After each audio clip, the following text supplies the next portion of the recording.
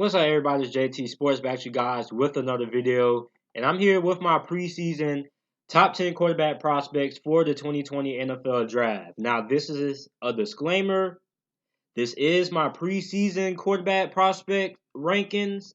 So, if you're watching this video in December or January, a lot of these guys on this list you might not see because they could end up not declaring for the draft and going back to finish out their last year of eligibility. So a lot of these guys could end up not being on this list and not being in the draft. So this is just a quick disclaimer. This is just my preseason top 10 quarterback prospects.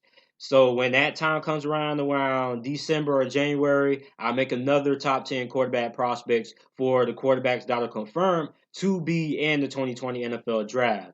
But these quarterbacks for this 2020 class, they're all really good. I had a very hard time deciding the guys who I wanted to put on this list. But I think for the most part, a lot of people should agree with most of the quarterbacks that I have on this list. They might not agree with the rankings, but they're probably going to agree with the fact that they're on this list. And I have a couple of group of five guys who are really under the radar, who are garnering a lot of NFL attention.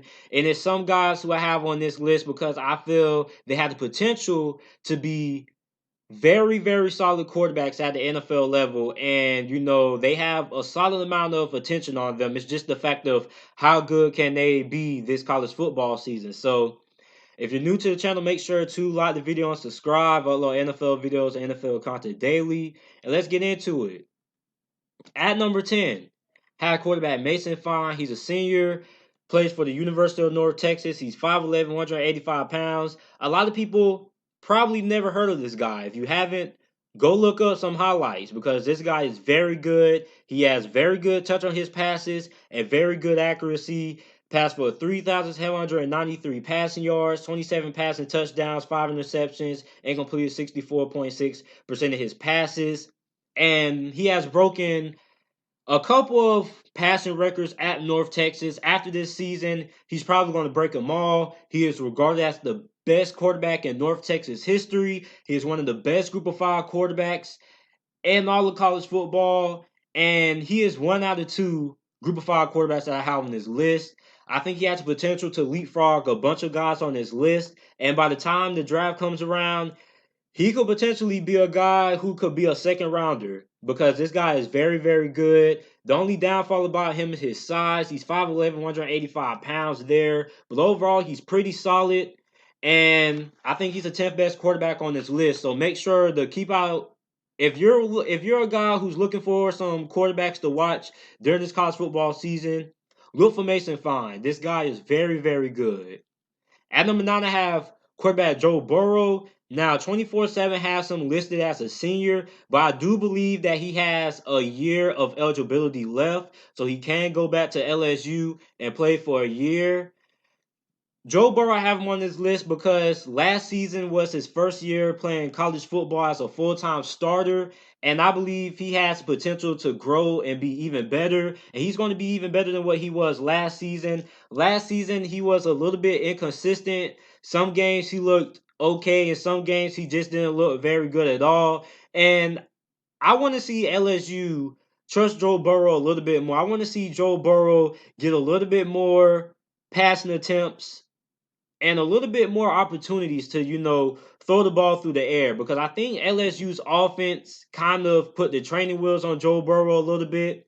And I think this is the season that they should hopefully take those training wheels off and let him throw the ball a little bit more. Last season in 2018, he had 2,894 passing yards, 16 passing touchdowns, 5 interceptions, and completed 57.8% of his passes. Good mobility, he's poised, he's tough. The big knock on him is his accuracy, and that's pretty much it. I like everything about him. I like his moxie, I like his poise, I like his approach to the game, but I just want to see a little bit more accuracy and a little bit more consistency going into the 2019 college football season. If he does that, if he's consistent, he should be able to become a fourth round pick by the time the draft comes around. At number 8, Shea Patterson. 24/7 had him listed as a senior as well. I think he can go back and play one more year if I'm not mistaken. I don't know. Somebody let me know about that down in the comment section down below. But Shea Patterson, he opted to return to Michigan, decided not to declare for the 2019 NFL draft. Shea Patterson, he's 6'2", 205 pounds. Last season, he passed for 2,600 passing yards, 22 passing touchdowns, 7 interceptions, and completed 64.6% of his passes. Now, Shea Patterson, he was solid to me. He didn't really blow me away. Didn't really do anything phenomenal in my opinion. I just think he was a solid quarterback. He has good mobility. He can extend plays. And under Harbaugh in year 2, he should be a lot better. Harbaugh having that NFL pedigree, having success at the NFL level. Harbaugh should be able to coach him up a little bit more, and he should be able to take a big step forward going into the 2019 college football season. And that's why I have him on this list. And I think if he has a pretty solid season, to me, he has to have at least 3,000 passing yards and at least 30 touchdowns. But even if he does, it's not all about production with me. I still think, if he's able to be consistent and is good, accuracy wise, he has potential to be a 5th round, 4th round pick by the time the draft comes around. So he's another quarterback to watch going into the 2019 NFL season. At number 7, I have Nathan Stanley, senior out of Iowa, 6'4", 242 pounds. I'll be honest, I think he's overrated.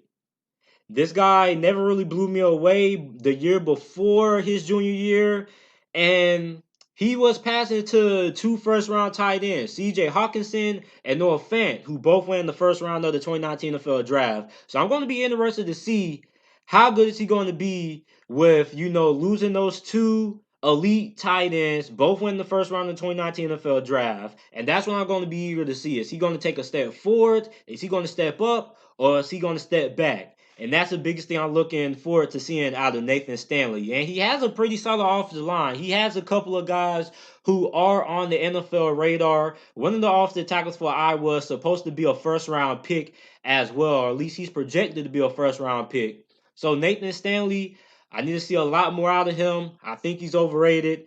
I have him at number 7. At number 6, this is a group of 5 quarterback who, again, a lot of people don't know about. Jordan Love. A lot of people are high on Tyree Jackson. This guy is truly has potential to sneak into the first round. He is really good. Junior out of Utah State. He can decide to go back and play his senior season at Utah State after this year. He might not declare, but he's 6'4", 225 pounds. Last season, he passed for 3,567 passing yards, had 32 touchdowns, 6 interceptions, and completed 64% of his passes. And he's also very mobile. This guy, the reason why he has a lot of people excited is because he has great touch and great accuracy and good anticipation. Other than Tua Tagovailoa, he is probably second in that department when it comes to anticipation and ball placement. He has great ball placement, anticipates routes, he leaves his wide receivers open, and he makes the wide receivers that he has on his roster better. And I believe personally he is a lot higher than number 6. But since he is a group of 5 quarterback, I didn't want to, overrate him too high and put him too high. But I think he has potential to sneak into the first round of the 2020 NFL Draft. And a lot of people in the draft community, scouts and experts, they're very high on Jordan Love. So he's another guy to look out for. At number 5, I have quarterback Jacob Eason, Jr. out of Washington. He's 6'6", 227 pounds. And although he didn't play college football last season, he's only played college football for 1 year. That's his freshman year. There's a lot to be excited about this guy. According to Bleacher Report and WatcherFootball.com, he could have declared for the NFL draft in 2019, and he legitimately could have been drafted in the 2nd or 3rd round. And the reason for that is because he has good size and he has an exceptional arm. This dude can spin it.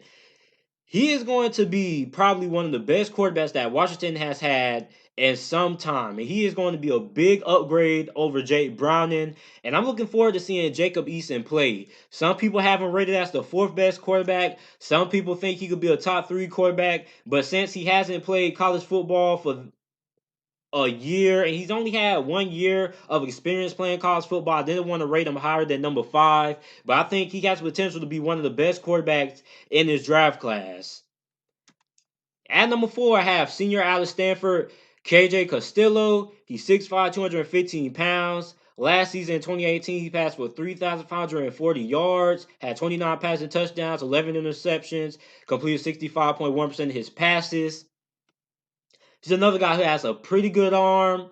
He has good size, good accuracy, and I want to see a lot more out of him. I haven't really seen a lot of Stanford. I watched Stanford when they played Oregon, and I really liked what I saw out of him in that game. I'm going to watch a little bit more tape on him, but from the couple of games that I did see, I really liked what I saw out of him. Great accuracy. I think he has a very solid deep ball as well. That's another thing that people aren't talking about. And I have him at number 4 on this list. I think he most likely will drop a little bit by the time I do my second version of this list, probably around December and January, because I think guys like Jacob Eason and Jordan Love are going to surpass him. But this is going to be a solid quarterback prospect going into the 2020 NFL Draft. At number 3, you already know who number 3, 2, and 1 are going to be. Number 3, we had Drake Fromm. Jake Fromm is regarded as the ultimate game manager. He's a junior. He can go back and play his senior year for Georgia, but it's most likely that he will declare for the NFL Draft after the season. He's 6'2", 220 pounds, passed for 2,761 passing yards in 2018, had 30 touchdowns, only threw 6 interceptions, and completed 67.4% of his passes. And I can see why a lot of people are high on Jake Fromm. Even though he's a game manager, he's the ultimate game manager. He has made some clutch plays down the stretch, and he's very accurate, very smart with the ball. He also is very underrated when it comes to running the ball. Now, he's not going to gas you for 60 yards, but he can do some damage a little bit with his feet. So, Jake Fromm, the ultimate game manager, he's number 3. A lot of people think he could be a top 10 pick by the time the 2020 draft rolls around. I believe that as well. He's the ultimate game manager. Have him at number 3. At number 2, I have Justin Herbert. Justin Herbert, New York Giants fans were really, really disappointed when he decided to not declare for the NFL draft in 2019 and decided to return for Oregon for 1 more year. And a lot of New York Giants fans really, really wanted Justin Herbert. It was literally New York Giants fan pages on Instagram that had Justin Herbert to the New York Giants, and he was pretty much going to be the New York Giants' number 1 overall pick, which everybody believed the New York Giants were going to have the number 1 overall pick around that point of the NFL season, but it ended up being Arizona. But most likely, if the draft would have played out the way it did, Kyler Murray still would have went number 1 overall, and Justin Herbert would have went to the New York Giants. So he's back for his last season playing for Oregon. I really like it because he was very good the first half of the college football season. He was one of the best quarterbacks in all of college football. Then in the second half of college football, he got kind of banked up, and he wasn't as good as he was the first half. So I like how he came back. He's 6'6", 233 pounds, passed for 3,151 passing yards, 29 touchdowns, 8 interceptions, and completed 59.4% of his passes. The thing that everybody says he needs to work on is his vision and going through progressions. He also has a very good offensive line as well. So I'm expecting big things out of Justin Herbert. And I think in my opinion, it's 2 quarterbacks who basically draft stocks won't change despite how bad they're due. That's going to be Tua Tagovailoa, who is at number 1, and quarterback Justin Herbert. I think despite they could really stink it up this season, and I still think they could be top 10 picks just because when you just look at Justin Herbert's size, and when you just look at those 2 quarterbacks' athletic ability and how they can throw the ball, they're obviously the 2 best quarterbacks in this draft. And I think despite how bad they do this college football season, I still think they will be top 10 picks by the time the 2020 draft rolls around. And also, Justin Herbert has Cam Newton comparisons as well because he's also pretty athletic as well, can do some damage with his feet. And at number 1, we already know who's at number 1. I already said it. Tua Tagovailoa. Junior, he can also go back and play his senior year at Alabama. I highly doubt it, though. He's 6'1", 218 pounds, passed for 3,966 passing yards, had 43 passing touchdowns, 6 interceptions, and completed 69% of his passes. Has great accuracy, great anticipation, doesn't have the strongest arm. I thought he had a very good arm, but when I went back and watched the tape, his arm wasn't as strong as I initially thought it was. But overall, he's still the best quarterback in my opinion.